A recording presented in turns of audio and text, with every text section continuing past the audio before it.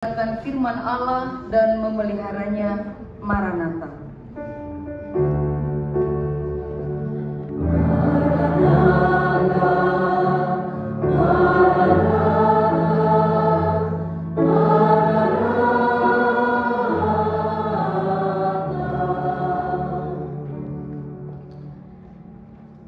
Jemaat yang dikasihi Tuhan, Ibrani 10 ayat 1 hingga ayat yang ke-10 ini dibingkai dalam tema misi Allah. Kalau kita kembali melihat kitab Ibrani ini, sudah diteliti ya oleh para ahli teologi, siapa penulisnya tidak diketahui. Dan sangat berbeda dari struktur penulisan surat-surat Rasul Paulus. Itu fakta yang pertama. Fakta yang kedua, juga siapa penerimanya tidak diketahui secara pasti. Tetapi ketika digali, diperhatikan dengan saksama isi di dalam surat Ibrani ini, kalau kita lihat dari pasal yang pertama sampai pasalnya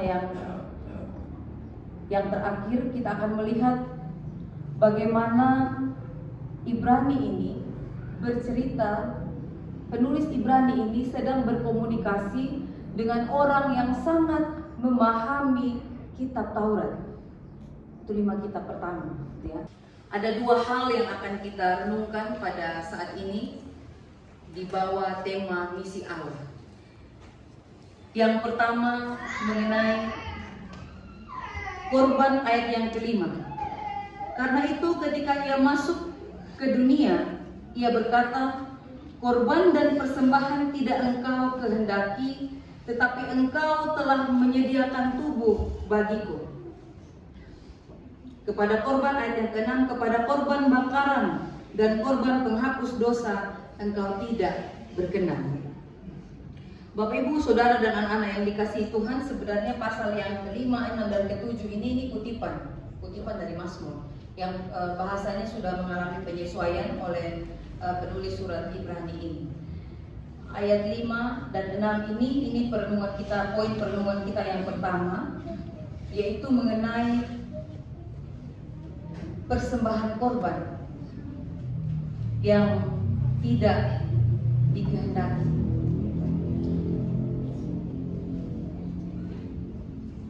Pada waktu itu para imam, mereka membawa rupa-rupa persembahan di bait Allah sebagai persembahan mereka di hadapan Tuhan. Nah, tetapi persembahan itu mereka lakukan secara terus-menerus. Saya ringkas, ada beberapa jenis persembahan. Yang pertama itu kurban bakaran. Biasanya itu lembu jantan, kambing atau domba jantan yang tanpa celah, biasanya tidak boleh buta atau mohon maaf tidak boleh ada cacat pada tubuhnya, atau seekor tekukur atau merpati, ini khusus buat orang miskin begitu. Nah, tujuannya adalah untuk menyembah dan menyatakan kesetiaan kepada Allah, juga untuk memohon pengampunan dari Allah. Itu jenis kurban yang pertama. Ada kurban yang kedua yang namanya kurban sajian. Itu biasanya bentuk kurbannya berupa campuran tepung terbaik dengan minyak zaitun dan kemenyan, roti bakar bundar atau tipis tanpa ragi dan madu, kadang dibubuhi garam dan kadang dipakai bersama dengan korban bakaran atau kurban keselamatan. Nah, ini kurban ini bertujuan untuk menyembah Allah dan bersyukur, mengakui Allah sebagai pemberi berkat. Lalu ada kurban yang ketiga namanya kurban keselamatan. Ini disebut-sebut dalam kitab Ibrani. Itu biasanya barang yang dibawa dalam bentuk lemak dan isi perut seekor lembu jantan atau lembu betina, domba atau kambing tanpa celah, dan berbagai jenis roti tanpa ragi. Nah, ini dibuat untuk menyembah dan meminta berkat Allah, dan sebagian daging akan disimpan dan dimakan oleh para imam. Nanti itu ada dalam peristiwa Hofni dan Fineas, anak-anak imam Eli. Seperti itu korban keselamatan. Lalu ada yang namanya kurban penghapus dosa. Biasanya seekor lembu jantan muda untuk imam besar dan segenap umat Israel. Lalu seekor kambing betina untuk rakyat jelata. Jadi persembahan itu disesuaikan dengan tingkat ekonomi jemaat gitu ya. Ada seekor kambing betina untuk rakyat jelata, atau 2 ekor tekukur atau merpati untuk orang miskin, atau 1/4 eva tepung terbaik untuk orang miskin. Jadi semakin ke bawah semakin menurun syaratnya. Lalu ada 2 ekor kambing jantan dan seekor domba jantan pada hari pendamaian. Sifatnya tidak untuk menghapus dosamu, tetapi justru mengingatkan kepadamu bahwa engkau berdosa. Begitu. Nah, itu yang dikatakan oleh Ibrani. Tetapi ini seperti gunung es. Itu yang terucap, tetapi ada satu hal yang ini perenungan kita yang pertama, Bapak Ibu. Ada satu hal yang menjadi masalah yang mendasari mengapa Taurat ini tidak berguna untuk jemaat pada waktu itu, untuk orang percaya pada waktu itu. Itu dengan baik disampaikan oleh Yesaya di dalam Yesaya pasalnya Yesaya pasal yang pertama ayat 16 dan ayat yang ke-17. Basuhlah, bersihkanlah dirimu, jauhkanlah perbuatan-perbuatanmu yang jahat dari depan mataku. Berhentilah berbuat jahat. Belajarlah berbuat baik, usahakanlah keadilan, kendalikanlah orang kejam, belalah hak anak-anak yatim dan perjuangkanlah perkara janda-janda. Jadi Bapak Ibu, ini masalah yang paling mendasar kenapa hukum Taurat itu tidak bisa. Begitu. Atau ini masalah yang menjadi hal yang hukum Taurat itu kan Tuhan yang kasih ya, melalui Musa gitu. Tetapi kenapa ini menjadi masalah di belakang, menjadi masalah pada akhirnya? Karena orang-orang yang membawa kurban itu, pada satu sisi mereka datang beribadah seperti saya dan Bapak Ibu begini, gitu ya. Mereka membawa korban, tetapi pada sisi yang lain mereka itu menonton, diam, apatis, bahkan menjadi pelaku dari ketidakadilan sosial. Jadi pada satu sisi terlihat sangat rohani, sangat religius, tidak pernah alpa mereka membawa korban. Bahkan kalau kita lihat waktu Tuhan Yesus mengobrak-abrik bait Allah itu karena korban yang harus dibawa itu nggak main-main Bapak Ibu. Migdal Eder, nanti tempat lahirnya Yesus itu kan kandang yang memang tempat untuk menyiapkan stok domba. Jadi domba itu dipastikan tidak buta, itu paling penting. Kemudian tidak ada cacatnya, harus sempurna, dan itu ada harganya. Nah, orang-orang pada waktu itu mereka nggak main-main. Setiap waktu mereka menyiapkan uang, dana untuk membeli korban yang sempurna itu dan membawa ke bait Allah. Itu pada satu sisi. Tetapi pada sisi yang lain, orang yang sama pada waktu yang bersamaan dia menutup mata terhadap keadilan sosial. Orang berpikir bahwa keselamatan itu saya, untuk saya. Dan urusan dengan Tuhan itu adalah urusan pribadi saya dengan Tuhan. Karena itu fokus saya yang seperti ini. Apapun yang terjadi di sekitar saya bukan urusan saya. Urusan saya adalah bagaimana saya terus menjaga hati saya. Makanya ada 2 orang yang beribadah juga di dalam bait Allah. Tuhan, saya bersyukur saya tidak seperti orang itu berdosa, tidak mampu memberikan persembahan dan seterusnya. Dia bersyukur dengan sungguh-sungguh karena itu tadi kesalehan pribadi yang dia kejar. Orang lain, apalagi alam yang ciptaan yang kita anggap di bawahnya manusia, itu pasti tidak ada dalam perhatian orang-orang itu. Makanya ini yang menjadi masalah Bapak Ibu. Banyak hal kan kita bertanya, lah Tuhan sendiri yang kasih hukum Taurat, kok Tuhan sendiri yang mempermasalahkan hukum Taurat? Bahkan kitab Ibrani ini mengatakan itu tidak dikehendaki. Jadi itu latar belakangnya, itu permasalahannya. Ada salah pengertian gitu ya. Padahal dalam 10 hukum Tuhan kan sudah terbagi ya, kepada sesama dan kepada Tuhan. Tetapi itu tidak mampu untuk memberikan pemahaman. Pada satu sisi orang mengejar kesalehan pribadi, pada sisi yang lain orang mengabaikan keadilan sosial. Atau mungkin kadang-kadang orang yang sama yang melakukan ketidakadilan sosial. Bapak Ibu perhatikan bagaimana keadilan sosial itu sesuatu yang sangat penting di mata Allah. Berarti kelahiran Kristus ini juga membawa misi keadilan sosial itu yang selama ini diabaikan, yang selama ini tidak pernah diperhatikan ketika korban itu dibawa. Karena itu biarlah korban yang sempurna itu, anak Allah itu, biarlah dia datang menjadi korban yang sempurna. Supaya ketika orang menjadi bagian di dalamnya, yang sekarang ini kita hayati dalam pembaptisan, orang-orang itu menjadi manusia baru, orang-orang itu lahir baru, dan orang-orang itu punya konsep yang baru mengenai Tuhan. Yang tidak lagi berpikir tentang aku, dan aku. Amsal bilang lintah yang tidak pernah puas. Tetapi berani membuka mata untuk melihat yang lain yang ada di luar. Dan itu juga alasan pada tahun ini kami Majelis Jemaat menekankan kita harus mempertebal makna Advent supaya Natal itu betul-betul tidak ditipu oleh profanisasi, Bapak Ibu. Kita tidak berpikir lagi Natal berkaitan dengan konsumerisme, hedonisme, pesta pora dan seterusnya. Tapi kita sungguh-sungguh menghayati Natal itu semacam latihan atau simulasi tentang bagaimana ketika Allah datang, Tuhan Yesus datang untuk kedua kali. Ini kita sudah menyalakan lilin yang keempat hari ini, lilin Advent yang terakhir, itu lilin love, lilin cinta. Mau mengingatkan kepada kita bahwa Tuhan ini lahir, Tuhan Yesus itu lahir, itu untuk menyatakan cinta Allah. Seharusnya saya dan Bapak Ibu yang terkutuk di atas salib ini, tetapi karena cinta itu, maka Allah mengutus anaknya yang tunggal Yesus Kristus. Untuk apa? Untuk mendamaikan saya dan Bapak Ibu dengan Allah.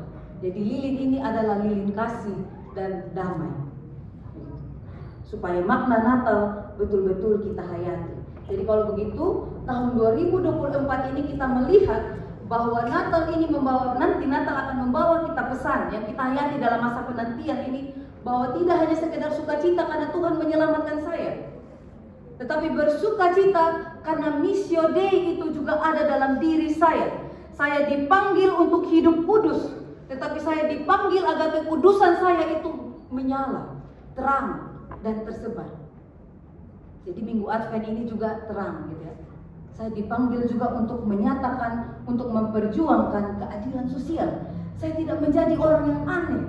Saya tidak menjadi manusia yang paradoks, yang pada satu sisi bagus berdoa lipat tangan, tapi pada sisi lain di sebelah situ ada orang yang menangis, ada orang yang bergumul, dan saya tidak punya perasaan sama sekali. Saya tidak menjadi manusia yang sakit secara spiritual. Natal menolong untuk kita memulihkan itu. Dan itu kita persiapkan hati kita di dalam masa Advent yang keempat ini. Itu yang pertama Bapak Ibu. Karena itu kalau masih seperti itu, kita belum. Teman-teman yang sudah mengaku percaya hari ini firman rema juga buat kalian, gitu ya.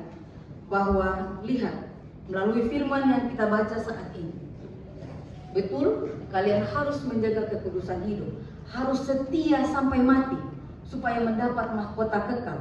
Tetapi dalam peziarahan hidup kalian, dalam perjalanan itu, ada hal yang harus kalian kerjakan. Seperti yang kalian lihat Bapak Ibu, kalian lakukan, yang jemaat Tuhan lakukan di tempat ini.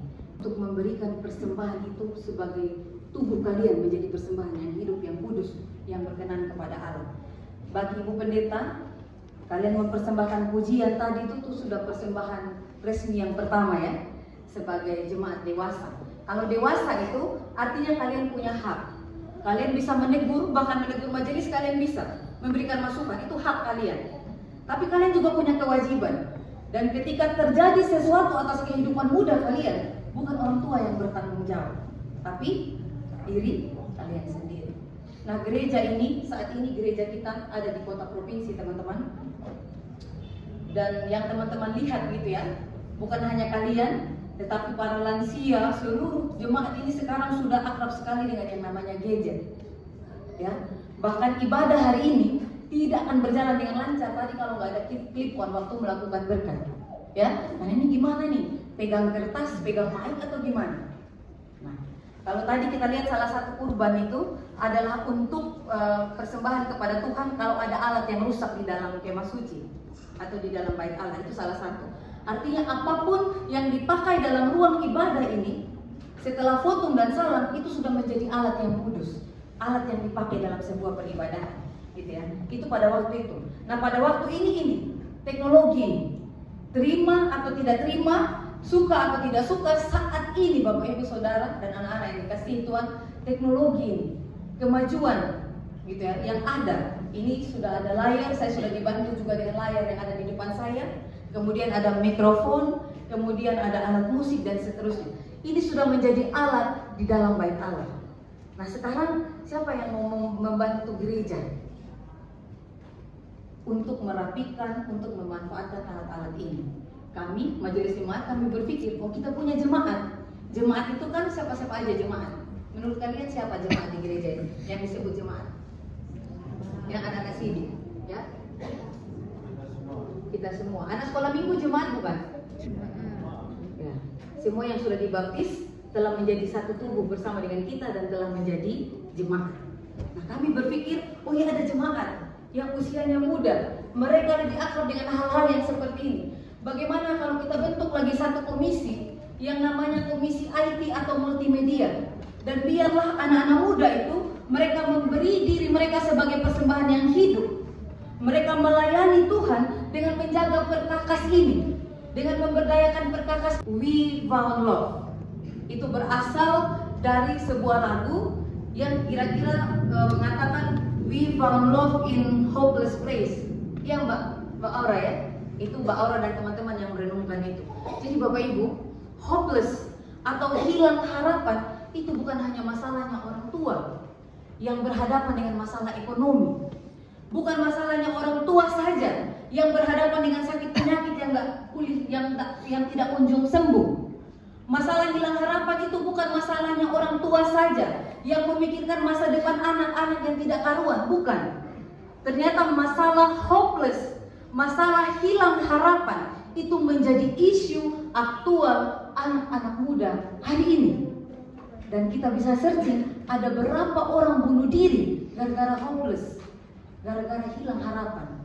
Nah media ini teman-teman, internet ini, yang selama ini kita mungkin konsumtif, kita orang yang menikmati, gereja bisa memakai itu sebagai alat untuk memberitakan kabar baik yang sering kita sebut dengan PI atau Injil itu. Di dunia yang tidak ada harapan, GKSBS Tanjung Karang melalui Komisi Multimedia menyebarkan harapan. Di ruang yang hopeless ini, ada orang yang mengatakan we found love. Dan harapannya, Mbak Aura dan kawan-kawan ya, mulai tahun depan sudah ada di depan itu seperti asyir begitu yang bisa menyambut teman-teman muda. Mari bergabung bersama dengan kami, kasih nomor HP, nomor WA grup dan seterusnya. Ada orang yang disambut. Anak-anak GKSBS dari luar kota yang beribadah di sini merasa ini rumah bersama. Mereka ketemu keluarga di sini. Itu panggilan kalian, gitu ya, supaya korban itu betul-betul menjadi korban yang hidup, yang kudus, yang berkenan kepada Allah. Tadi anak kita sudah dibaptis, Sean tadi dibaptis, itu artinya Sean itu sudah menjadi satu tubuh dengan kita, dengan Kristus.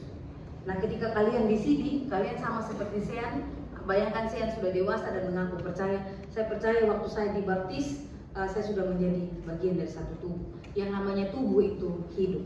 Yang namanya hidup itu pasti berhubungan dengan yang lain. Itu yang pertama Bapak Ibu. Yang kedua, itu poin yang pertama. Kenapa Taurat itu menjadi masalah? Karena pada satu manusia hidup dalam paradoks, pada satu sisi memperjuangkan kesalehan pribadi, tapi pada sisi yang lain menutup mata terhadap keadilan sosial. Itu menjadi masalah. Yang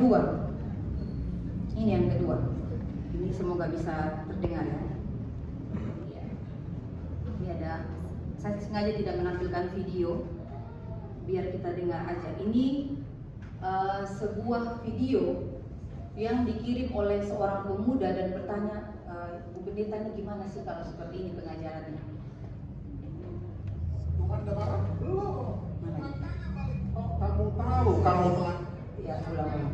Kamu makan Tuhan Debaran belum. Sudah banyak ajaran-ajaran yang beredar di luar. Dan itu teman-teman lihat, saya lihat penontonnya pendeta ini ada 2000. Secara sederhana pendeta ini menyampaikan begini, Tuhan tidak marah ketika Adam dan Hawa makan buah yang terlarang itu. Itu tidak berdosa, tidak ada masalah. Yang menjadi masalah adalah ketika Tuhan datang, Adam dan Hawa saling menuduh, dia, perempuan ini, laki-laki itu, ular itu yang menjadi dosa. Jadi makan buah itu tidak berdosa. Yang menjadi berdosa adalah karena mereka saling menuduh. Menurut teman-teman yang baru sini, kebetulan kalian katekisasi ya, gimana ajaran Bu Gesi dan tim dan Pak Pranowo? Makan buah itu dosa nggak? Atau pada saat menuduh Bu Gesi, benar nggak Bu Gesi? Tunggu saat saling menuduh baru berdosa gitu ya? Waktu makan buahnya itu nggak berdosa. Kalau kita nonton, kalau kita lihat tadi videonya itu enak banget. Pendetanya itu ngomong hidup banget, enak banget. Sambil jalan kiri kanan, terus di belakang layarnya besar, dekorasinya bagus, dan dia ngomong Tuhan nggak marah. Tuhan nggak marah waktu kamu makan buah itu. Yang Tuhan marah adalah ketika Tuhan datang, orang-orang itu saling menuduh. Itu yang Tuhan marah, katanya. Nah, itu pengajaran yang ada saat ini, teman-teman, ya, dan Bapak Ibu dan Saudara yang dikasihi Tuhan. Kalau saya lihat dalam video tadi itu ada 2.000 penonton. Ada 2.000 penonton yang menonton itu. Nah, dari 2.000 ini saya tidak tahu berapa yang agree, berapa yang setuju, dan berapa yang protes. Nah, saya cuma khawatir saja, jangan-jangan 2.000 penonton, 2.000 viewers itu jangan-jangan anak muda. Anak muda yang mungkin pas katekisasi ngantuk lagi. Parah lah kayak gitu ya. Udah kayak gitu habis CD hilang, ya. Habis CD hilang, nggak muncul lagi. Yang penting pas perjamuan aja. Apalagi tadi malam Bu Pendeta bilang mulai besok kalian sah minum anggur gitu ya. Ya udah aku datang pas perjamuan aja lah. Nah, udah tambah kayak gitu ya. Udah. Padahal tadi yang kalian baca dalam menyatakan perjanjian dan janji di poin yang keempat itu mewujudkan persekutuan dan melaksanakan tugas pengutusan, ya. Jadi ini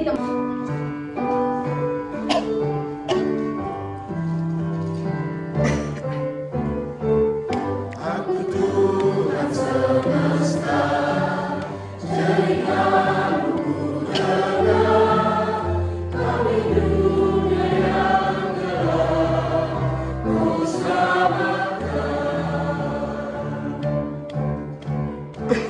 Akulah penciptakan, menjadi gemberan, siapakah utusanmu, membawakan.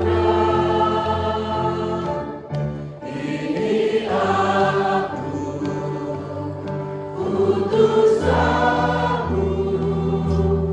ku dengar engkau memanggilku.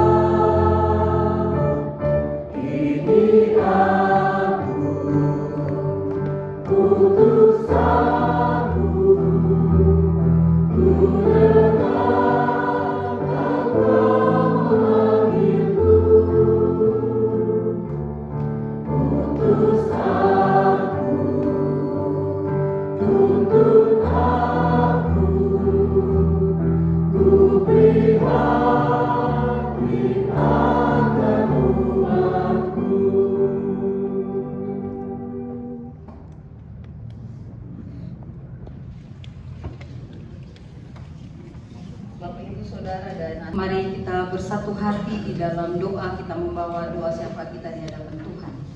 Kita berdoa.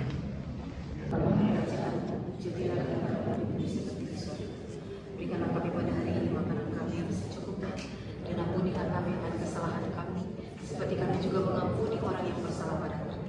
Dan janganlah membawa kami dalam pencobaan, tapi lepaskanlah kami dari yang jahat. Karena Engkaulah yang punya kerajaan, kuasa dan kemuliaan sampai selama-lamanya. Amin.